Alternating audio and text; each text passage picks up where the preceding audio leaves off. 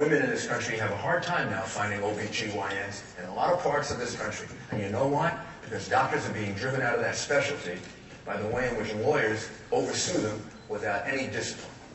And we need to restore discipline to that. And if we put a cap on damages of $250,000 for non-economic damages, like the state of Texas has done, you'll see that change. Since Texas put those cap on damages, doctors have gone up the first year 9% in Texas, the second year 30%. Pretty soon, you're all going to have to go to Texas to find a doctor. And pretty soon, all the Canadians that come to America for medical care won't be able to come if Hillary becomes the president. Did you ever think of that? I mean, this could be a really bad thing in our relationship. If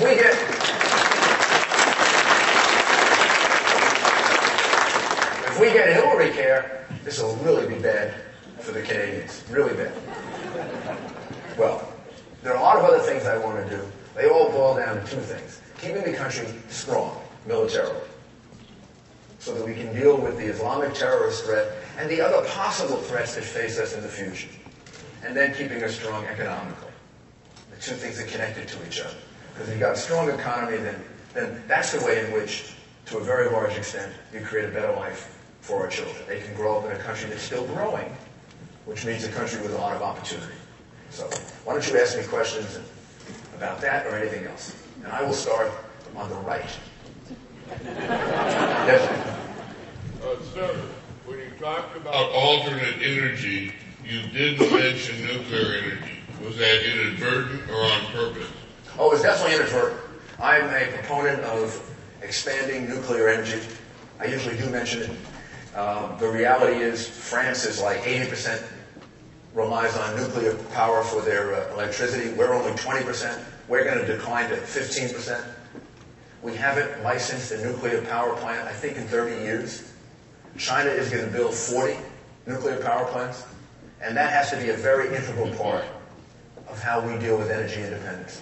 Biofuels, nuclear, clean coal, hydropower, wind power, solar power, hybrid vehicles, and more oil in the United States. And maybe I missed one when I do that whole list. The fact is we might seem to forget that there are over 500 ships in the U.S. Navy that have nuclear power supplies. And nuclear energy is alive and well in the Navy. And so it is a successful industry, and it's very safe and very reliable. Well, the thing that people don't realize because of 3 Mile Island and Chernobyl, they think they're very afraid of nuclear energy. And, of course, nuclear power is dangerous. All forms of power are dangerous. But we've shown the capacity to handle it very safely. No one's ever lost their life in the United States from nuclear power. And the reason it's been blocked all these years are these exaggerated fears of it, that the fears can't be contained and controlled. And they can be. And, China is able to do it. And France seems to be able to deal with the risk of nuclear power. I never thought the French were bolder than we were. So I would think we could do it. Yes, sir. Could you expand on the relationship between lower taxes and higher government tax receipts? Sure, I'd be happy to. The lower taxes accomplish one thing for sure, and the second thing that most people don't understand and don't accept, because the liberal media has sort of acclimated you to think in a certain way. If you think deficit, immediately the liberal media will think higher taxes. Here's a deficit. I had a $2.3 billion deficit. And the first recommendation I got when I got elected mayor of New York City, they handed me a report that was done by a bunch of liberal Democrats, and it said, raise taxes. And they said, what are you going to do with the report? And I said, I'm going to throw it in the garbage. Because that's garbage. If I raise taxes, this will be a cycle. We'll just have to do it again. If you know what you're doing, if you can lower taxes, you will immediately stimulate more jobs when you lower taxes. Because businesses will have more money to hire more people and to expand. Second thing you will do is, if you do it smartly and you do it competitively, you can't lower it to nothing, then the government would have no receipts. You have to have some taxes. But if you lower it smartly, all of a sudden you make more money from the lower tax.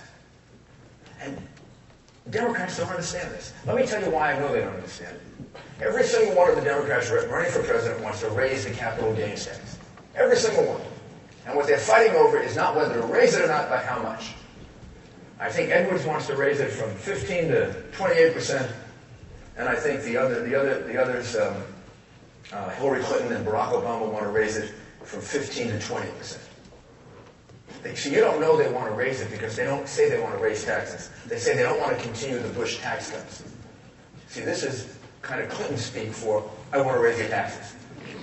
Because that's the net result.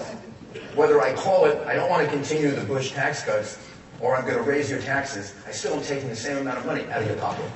It works the same way. Now, the reason I don't think they understand this is, they want to raise the money because they want more money for their government programs, like socialized medicine. If they raise the capital gains tax, they're going to lose money. They're going to get less money rather than more. And you think I'm guessing at that. I'm not guessing at it. The government raised the capital gains tax once from 20 to 28%. It lost $45 billion in tax receipts. You say, well, how can that be? The way it is people just don't invest. People hold on to their assets longer and don't sell them. People move money now out of the United States. You can move money to England. You can move money to France. You can move money to Ireland. You can move money to Japan. There are stock exchanges, big ones in London and Tokyo. Plenty of alternatives for money now. And people are free. So you got to make it a competitive bargain for them. Anybody who owns a store understands this because, you know, if you price your item that you're selling too high, you may have a nice high price that looks good, but you don't make any money because nobody buys it.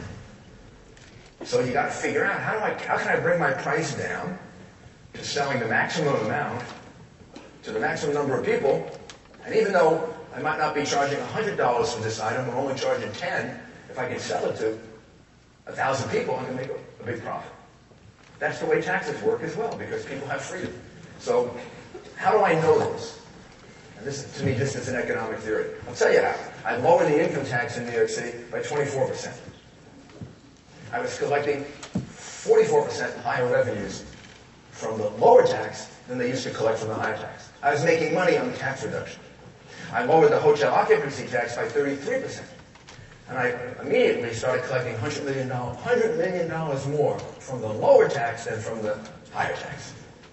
The United States government is collecting $500 billion more from the lowered taxes, called them the Bush tax cuts, as compared to the Clinton level of taxes that Bush inherited. $500 billion more. And it's collecting it in a healthy way. Meaning, it's collecting it because people are paying lower taxes, but many more people are working. People are paying lower taxes, but they're earning higher wages. They're paying at a lower tax rate. They're actually paying more taxes. But it's a great deal because they're paying at a lower tax rate and they have more money for themselves. And that's how you stimulate a private economy. Democrats don't get it. So when you hear lower taxes, it's not to pander to you. That's the way the liberal media loves to portray Republicans as wanting to pander to people with lower taxes, as if we're a bunch of scoundrels and liars. And the reality is, it makes sense. It's the only thing that works. I actually attribute a lot of that to the fact that the three Democratic candidates make these proposals about taxes and spending because they've never run anything. They've never run anything. This is all theory to them. As it is,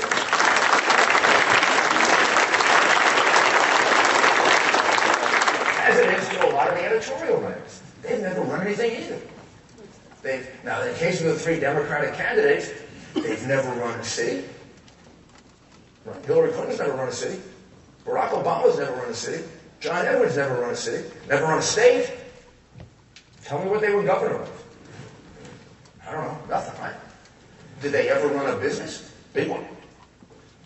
I don't think so. Tell me what they run. What they were in charge of. I mean, this is the chief executive office of the United States.